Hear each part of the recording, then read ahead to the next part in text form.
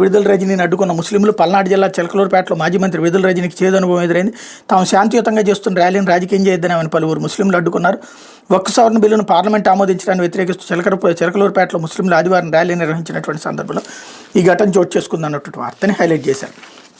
లేకపోతే సాక్షి వచ్చేటప్పటికి పంచుకు తినేందుకు 3,000 కోట్ల భూమి పందారం, ఊరు పేరు లేని వర్ష, హైదరాబాద్లో కనీసం కార్యాలయం కూడా లేని డొల్ల కంపెనీ వర్ష క్లస్టర్స్. ఓ అపార్ట్మెంట్లోని ఫ్లాట్ చిరునామాతో 2 నెలల క్రితం ఏర్పడి అక్కడ ఒక్క ఉద్యోగి లేరు, వాణిజ్య కార్యకలాపాలు లేవు, వాడుకునేది గృహ విద్యుత్తు, నిజానికి ఆ ఇంట్లో నివాసం ఉండేది కుటుంబం. అమెరికాలోని వర్ష క్లస్టర్స్ LLC పరిస్థితి కూడా అంతే.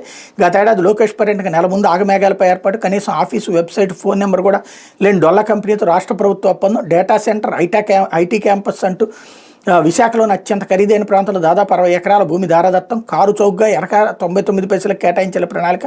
3,000 కోట్ల ఖరీదైన భూమిని కొట్టేసి ఎత్తుగడ. ప్రపంచ చరిత్రలో ఏ ప్రభుత్వం ఇలా బరితెగించి భూ కేటాయింపులు చేసి ఉండదు.